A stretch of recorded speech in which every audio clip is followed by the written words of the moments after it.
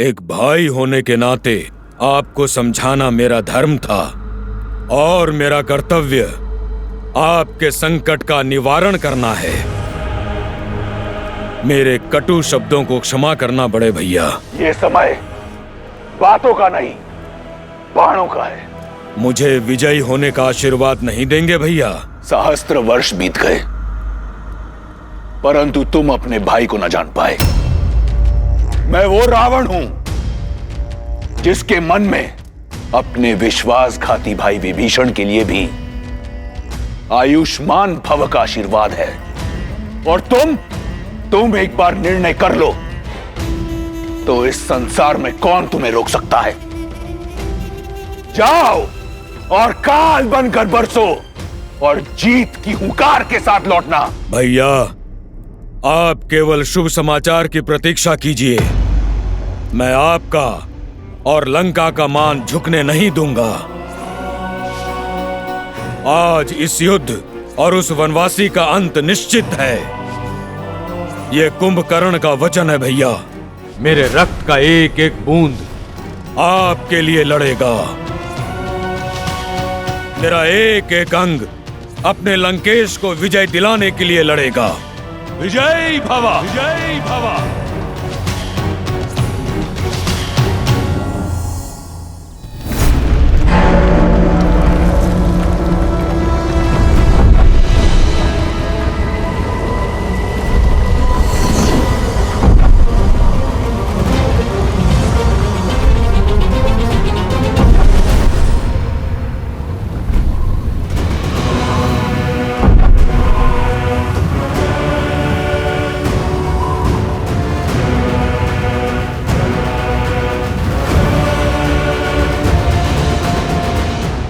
वीर राक्षस कुंभकर्ण की, कुंभकर्ण की, वीर राक्षस कुंभकर्ण की, कुंभकर्ण की, वीर राक्षस कुंभकर्ण की, कुंभकर्ण की, वीर राक्षस कुंभकर्ण की, कुंभकर्ण की।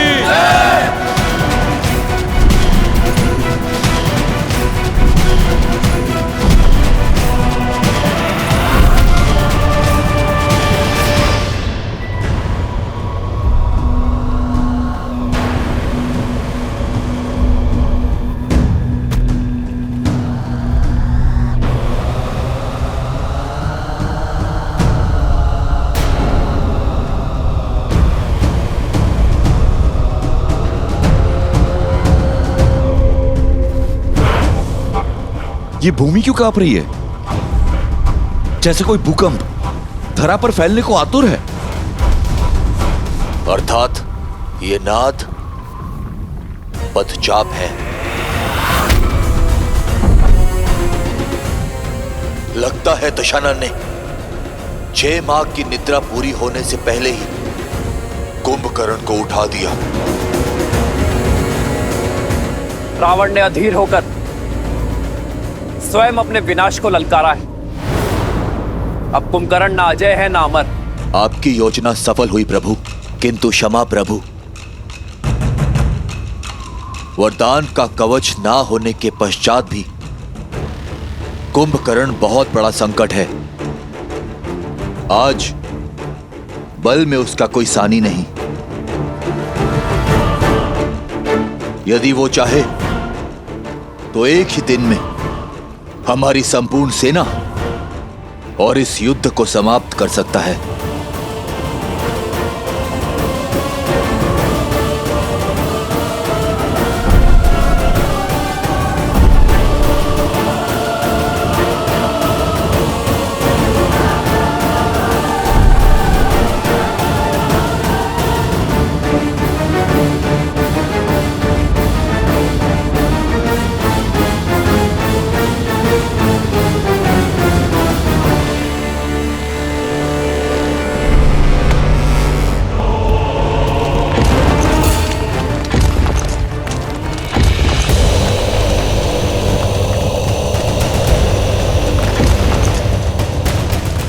कुंभकर्ण काका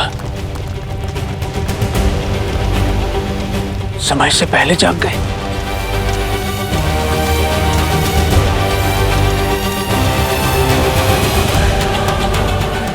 अनंत शक्ति के स्वामी साक्षात कुंभकर्ण उतर रहे हैं युद्ध भूमि में। अब युद्ध भूमि से कुछ आएगा तो वानरों की चित्कार और तुम्हारे राम की अंत की सूचना। सुना है सहस्त्र गजों से भी अधिक बल है उनमें। अब सूर्यास्त तक ये युद्ध भी समाप्त हो जाएगा और तुम्हारा राम भी। उत्सव मनाने के लिए सज रहो सखियों। लंकेश का सबसे बड़ा बल युद्ध भूमि की ओर जा रहा है। तुम्हें जीत का शंखनाद सुनाई दे रहा है और मुझे हार का नाद। तुम्हें बल का अर्थ दिखाई दे रहा है और मुझे उसमें निर्बलता का अनर्थ। तुम्हें रावण का ताप दिखाई दे रहा है और मुझे श्री राम का तेज। सत्य कहा तुमने। रावण का बल युद्ध भूमि में जा रहा है और अब कभी लौटेगा नहीं।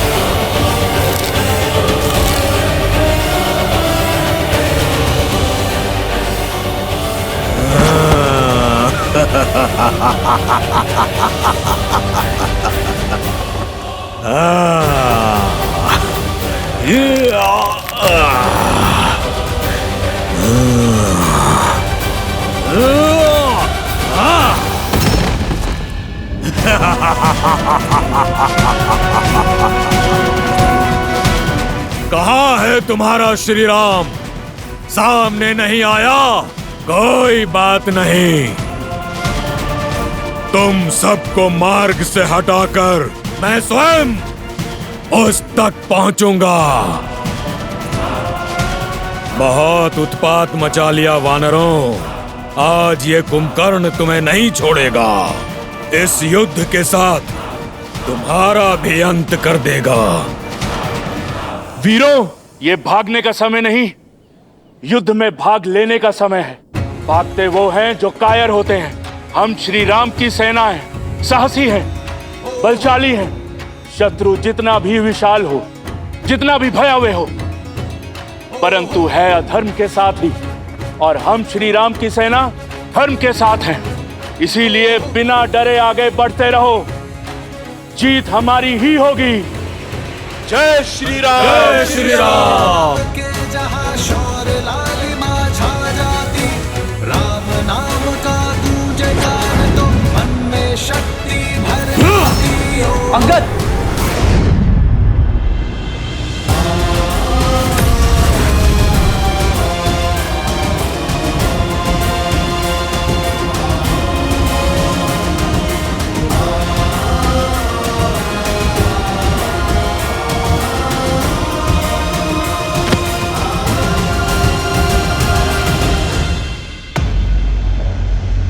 ये जब से आया है हाहाकार मचा रखा है। हम किस क्षण की प्रतीक्षा कर रहे हैं भैया? इसकी निद्रा भी पूरी हुई नहीं है। चलिए हम चलकर इससे सदा सदा के लिए निद्रा दे देते हैं। नहीं प्रभु, कुंभकर्ण मेरा भाई है। मैं इसे भली भांति जानता हूं। ये दशानन के साथ अवश्य है, किंतु इसके मन में कोई पाप नहीं। आप केवल एक बार मुझे इसे समझाने का, इससे बात करने की आज्ञा दीजिए। वो धर्म और अधर्म के बीच का भेद जानता है। भाई के स्नेह में कदाचित आप भूल रहे हैं विभीषण जी। इस समय वो आक्रमण कर रहा है और क्रोध की अग्नि समझ को भस्म कर देती है। ऐसे में यदि उसने आप पर आक्रमण कर दिया तो नहीं, इस समय आपका वहां जाना उचित नहीं है। नहीं लक्ष्मण जी, कुंभकर्ण मुझसे बहुत प्यार करता है, वो मुझे कुछ नहीं करेगा।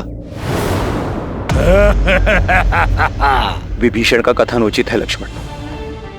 इस युद्ध का उद्देश्य अधर्मियों का नहीं, अधर्म का नाश करना है। धर्म के मार्ग पर चलने का अवसर तो घोर अपराधियों को भी मिलता है। इस अबुद्धि को भी एक अवसर अवश्य मिलना चाहिए।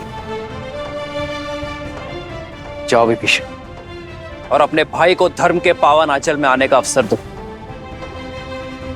इससे पहले कि अधिक विलंब हो जाए। उसे अन्याय करने से बचा लो।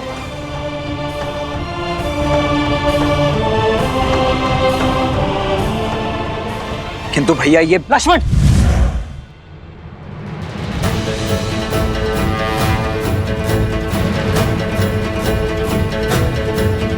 आक्रोश जोश क्रोध का ये क्षण है प्रतिशोध का, ललकार और पुकार का ये क्षण है अति विरोध का। विभीषण को अपना कार्य करने दो लक्ष्मण, हमें इन राक्षसों को रोकना है।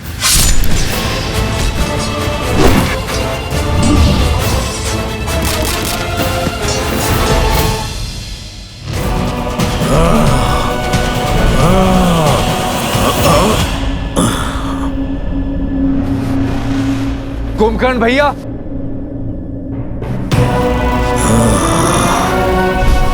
मत छुओ मेरे चरण विभीषण। धर्म के पथ पर चलने वालों को अधर्मियों से आशीर्वाद कहाँ मिलता है। आज भले ही हम दोनों अलग दिशाओं में खड़े हैं, किंतु है तो भाई ही ना। क्या अपने इस छोटे भाई को बात करने का एक अवसर भी नहीं देंगे?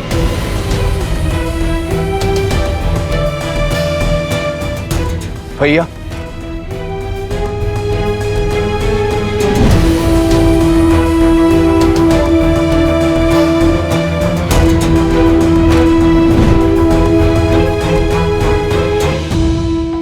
कभी सोचा नहीं था जिस भाई को इतने प्रेम से पाला वही हमारे जीवन लेने को आतुर होगा।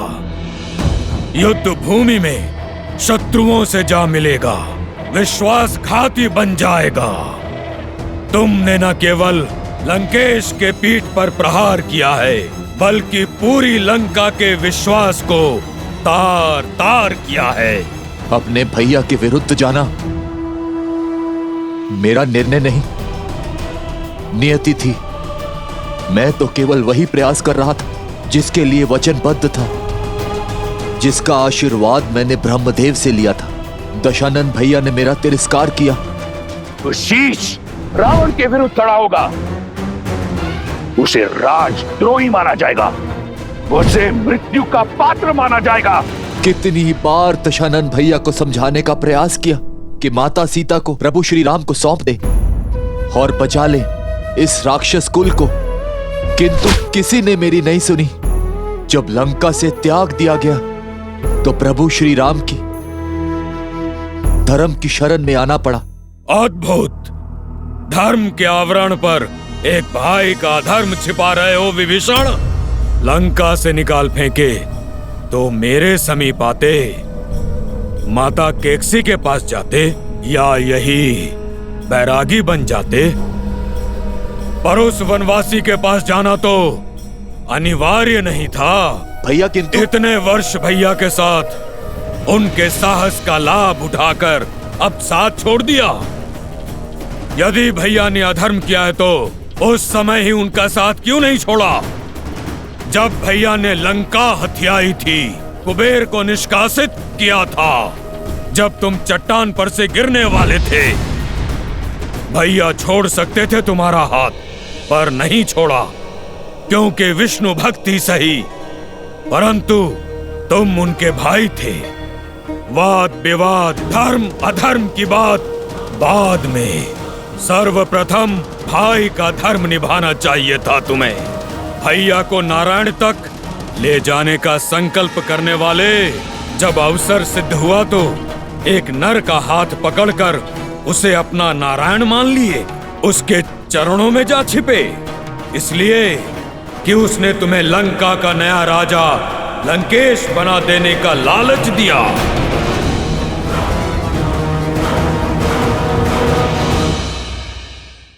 भैया, आप क्रोध में हैं, किंतु भीतर से आप भी जानते हैं कि आपका ये छोटा भाई स्वार्थी नहीं है। परमार्थ के लिए लंका छोड़ी। मैं भी अपने भैया का शुभ चाहता हूं। यदि आप भी अधर्म के विरुद्ध हैं, तो ये विध्वंस क्यों भैया? मैं साथ होता तुम्हारे विभीषण, यदि तुमने रावण भैया का विरोध लंका में रहकर किया होता, पर तुम लंका की सीमा पार कर शत्रु से मिल गए, और अब ये विरोध नहीं, विद्रोह है, विश्वासघात है लंका से। और मैं जो कर रहा हूँ वो विध्वंस नहीं, सुरक्षा है, निष्ठा है मेरी अपनी लंका और लंकेश के प्रति। भैया, मेरी बात को समझने का प्रयास कीजिए। आपका ये छोटा भाई धर्म की ओर है, और प्रभु श्री राम साधारण मनुष्य नहीं है, साक्षात नारायण का रूप है।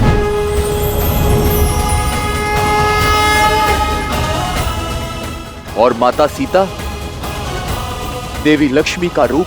होंगे वो तुम्हारे भगवान, किंतु मेरे भगवान केवल मेरे रावण भैया हैं। कोई अस्तित्व नहीं था हमारा लंकेश के बिना।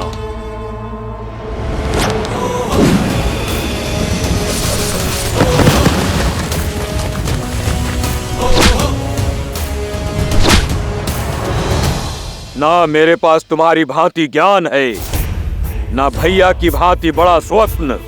मैं केवल इतना जानता हूं कि मेरा पूरा जीवन दशानन का ऋणी है। मेरा जीवन उनका है और श्वास भी, और मैं अंतिम श्वास तक लंकेश की ढाल कवच बन के रहूंगा।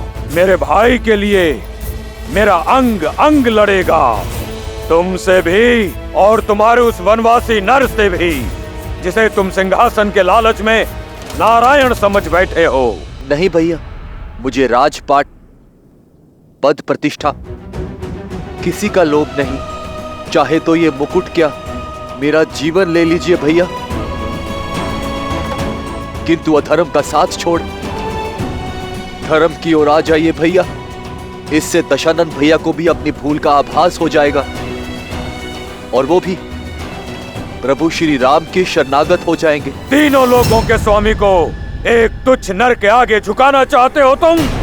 एक भाई तो दूसरे भाई का अभेद कवच होता है, किंतु तुम वो बाण हो जिसने अपने ही भाई के हृदय को भेद दिया। भेदी हो तुम। संसार तुम्हें सदा विश्वासघाती के रूप में स्मरण रखेगा। रावण का भेदी कहेगा, घर का भेदी कहेगा।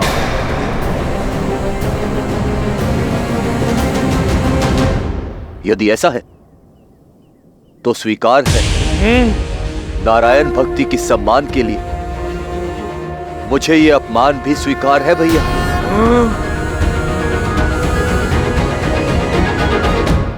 आज तक जिन देवताओं ने हमारे साथ केवल पक्षपात किया है, उनके लिए इतनी भक्ति अद्भुत। कदाचित तुम हम राक्षसों की शक्ति को भूल गए हो भाई। यहाँ हम ही भगवान हैं। जाओ, कह दो अपने स्वामी, अपने राम लक्ष्मण से कि सज्ज हो जाए, क्योंकि आज उनका सामना खरदूषण से नहीं, सर्वशक्तिशाली अजय कुंभकर्ण से हो रहा है। मन करता है तुम्हारे प्राण अभी ले लो, पर तुम दोषी भैया के हो। इस युद्ध के पश्चात तुम्हारा निर्णय वो स्वयं लेंगे। जाओ, चले जाओ विश्वासघाती।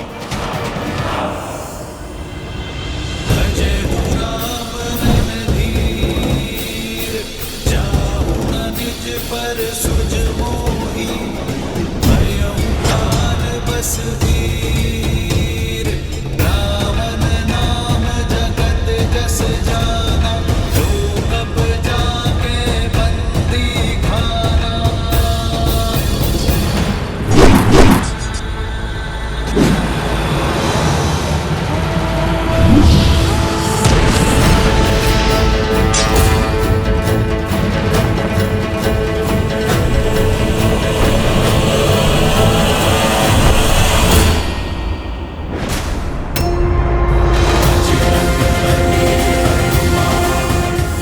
जय श्री राम।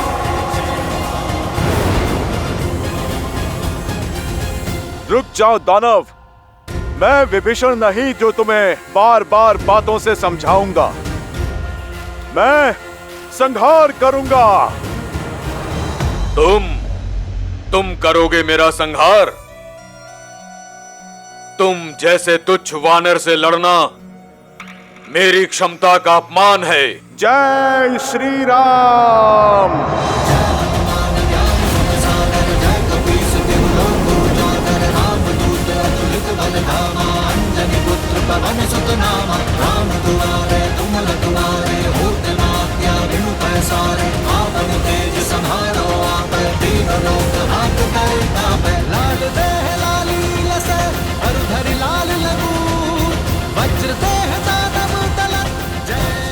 हो कौन तुम?